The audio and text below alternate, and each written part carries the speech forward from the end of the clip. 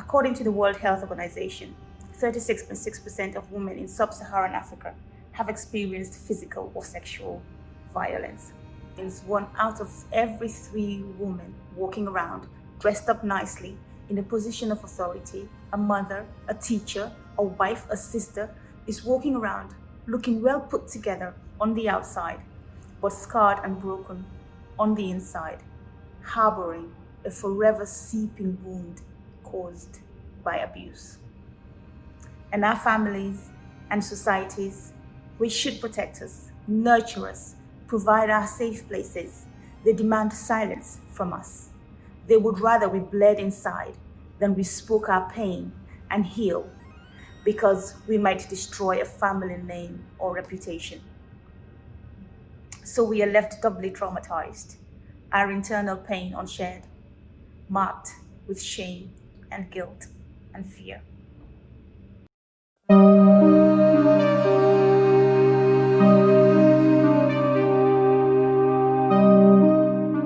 I was molested and sexually abused from a child right up until my teenage years. I was between 8 and 10 years old when my grandfather took my virginity, probably closer to 8. I was spending a few nights at his house as my mother had traveled. I woke up in the dark to a sharp pain which made me scream.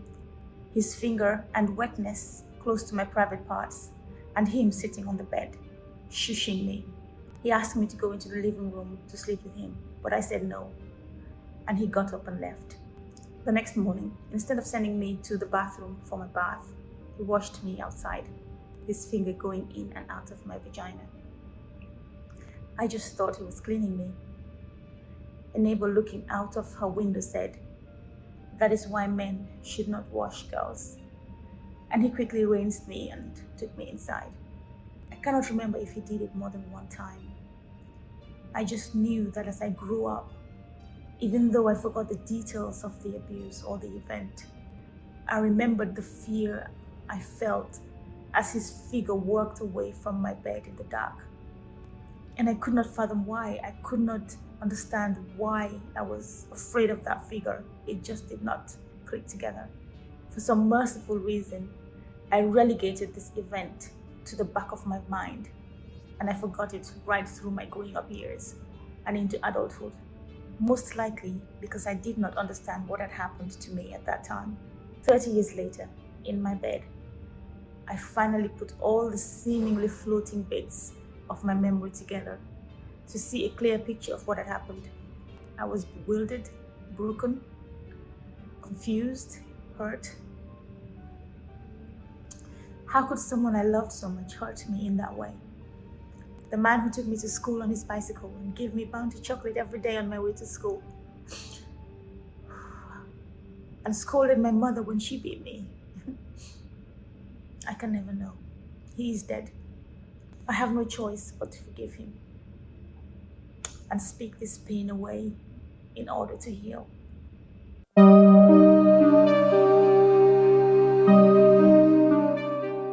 This particular abuse I always remembered as I grew older. I just got angrier at the abuser.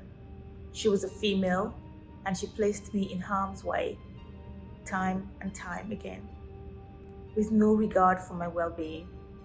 In fact, she laughed throughout the abuse she instigated, so she did not consider it to be of any significance, except that it was of significance, and it is of significance now, because now I am almost 50, and I still remember it, and I am angry. This woman lived with her parents and sister and brother 2 minutes from my house, round the corner, literally. She was a neighbor, but I consider her an older sister and an aunt. I liked her very much, but little did I know she did not feel the same way about me. I was about 10 years old. She would hold out something called ice to me, similar to an ice lolly, but placed in a plastic bag instead, as a promise if I did what she wanted. The thing is that I am not one for being held ransom for food. I have never been a big eater right through my childhood up till now. So I know I did not do what she wanted for food. I did it because I wanted to please her. She wanted me to do something which I did not like or understand, but I would do it for her. She would call a boy who lived next door to my house to come to her house when I was there. And then she would make me lie on the cold floor on the back veranda and pull my pants down.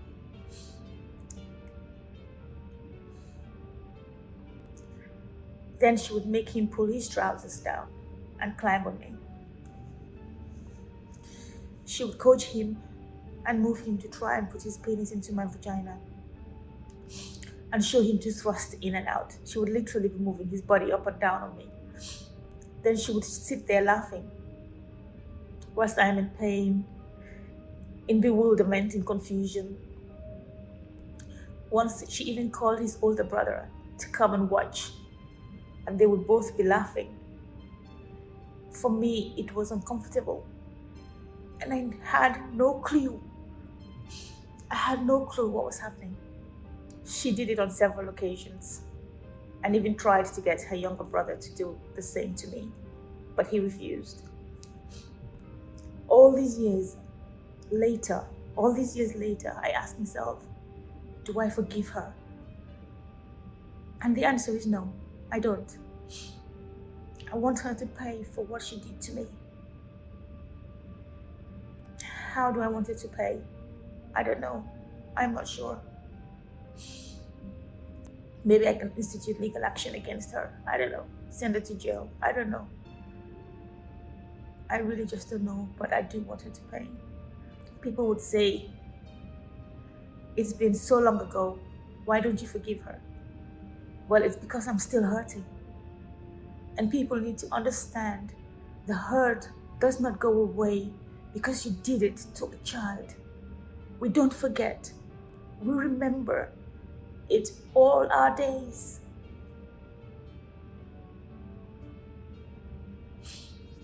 The pain, the confusion, and the undefinable loss.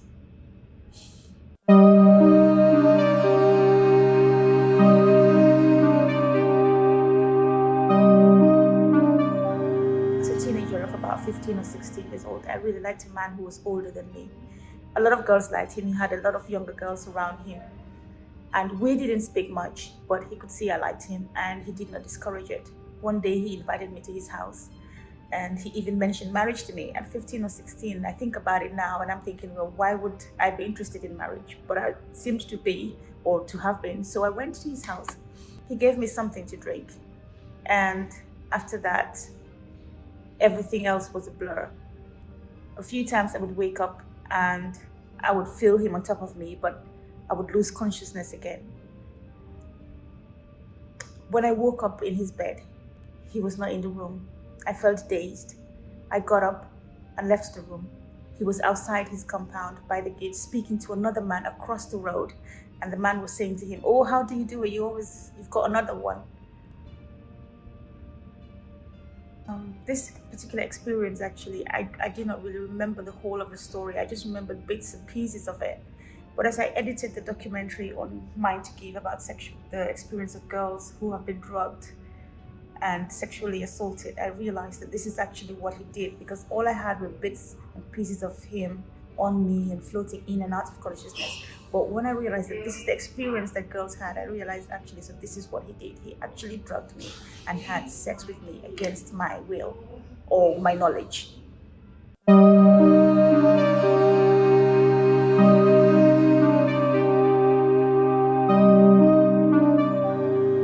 Prior to this, when I was 13, I went to visit a man to collect something from him. I was sent to his house to collect something.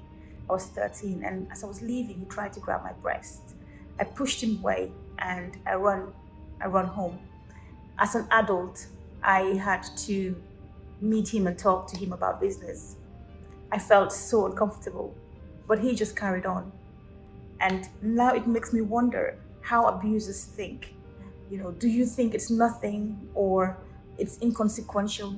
Do you think victims forget? Or are you so used to victims getting on and never speaking that there is no thought to the mental effects of the pain? Maybe education would be key to let people know that victims get hurt emotionally. Abuse affects our mental well-being. It affects our sense of self-worth. It affects our relationships with men, with other people, with our children, with our families. It affects how we interact. Even if we hide it and we hide it well, we're still traumatized on the inside. I am angry. I am offended. I am hurt. Yes, I know I need a therapist, and I am in the process of booking one because I have all this pain and hurt and anger at these people who took from me without asking or caring about how their actions would affect my life. They acted like I did not matter. And I did then, and I do now. The difference, of course, is that now, unlike then, I can do something about it. And I am glad I have not yet started therapy. I am glad that I can let the hurt and the anger and the pain show before I go to therapy and learn how to manage it and package it. I want the perpetrators to know, and I want people to know how this feels. I am broken inside. So much of what has happened to me has affected my life choices, my relationships, my sense of self-worth. You hurt me. You hurt girls and women when you touch them or molest them or sexually assault them or rape them. Stop it. We need to develop much better systems of information for our girls. Girls fall prey to abuse because they think what the abuser is doing is normal. Families, you need to talk to your girls. Be open about sex, be open about the body. Let them know what is wrong and what is right. Governments need to develop better systems of protection and reporting for girls and women. Take this seriously. It matters. It matters. They also need to punish perpetrators without mercy. The full force of the law needs to be executed on abusers. And the society needs to stop its hypocrisy and speak up against this hideous cancer.